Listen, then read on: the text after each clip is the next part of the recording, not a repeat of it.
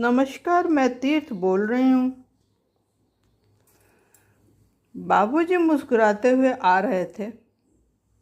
मैं समझ गई कि वे अपने प्रश्नों की लड़ियों में उलझे हुए खुश दिख रहे थे। मैंने उनसे पूछा, क्या हुआ?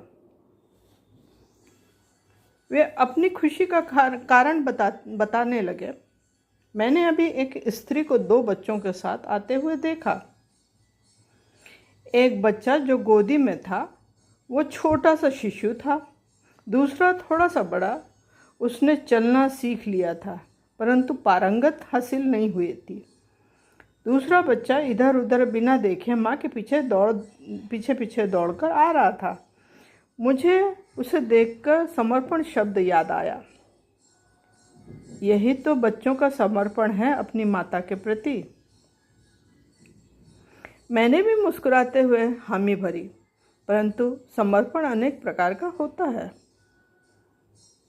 बाबूजी बोले, आज मुझे अहंकार और समर्पण के बारे में कुछ बता दीजिए। क्या अहंकार कभी समर्पित होता है? मैंने कहा, चलिए समझते हैं। समर्पण एक भावना है, वह एक चित्त वृत्ति है। अपने को समर्पित कर देना अर्थात अपने को खाली करना। जो कुछ भी हमारे अंदर है, बुराइयां, कमजोरियां, उनका त्याग कर देना अर्पण है। समर्पण सदैव अहंकार का ही होता है। जो कुछ भी मूल्यहीन है उसे छोड़ देना। बाबूजी उत्तर पाने की आशा में बैठे थे। मैंने कहा, चलिए आगे विस्तार से समझते हैं। पिछली बैठक में हमने जाना था कि अहंकार हमें डरपोक और चिपकू के रूप में ही सदैव मिलता है। शुरू में उसका रूप विकराल एवं विभस्त होता है। धीरे धीरे लंबे समय तक साधना, वैराग्य और अभ्यास का नतीजा होता है कि उसकी अति समाप्त होने लगती है और वह समर्पण की स्थिति में आने के लिए प्रयासरत रहता है। बाबूजी अपनी जिज्ञासा रोक नहीं पा रहे थे। वो बोले, आपने बताया था कि अहंकार पूर्ण रूप से समाप्त नहीं होता है। हाँ, ठीक समझा आपने। अहंकार अपनी अंतिम अवस्था में समर्पित हो जाता है।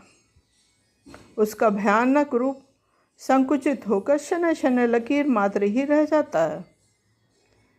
सिर्फ उसकी जीभ लपलपाती रहती है और जो उसके अस्तित्व का होने का जीवित प्रमाण सामने होता है।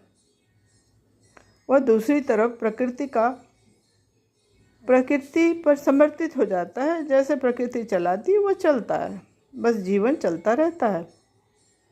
बाबूजी ने अपनी समझ सामने रखते हुए कहा, यही सूक्ष्म अहंकार होता है।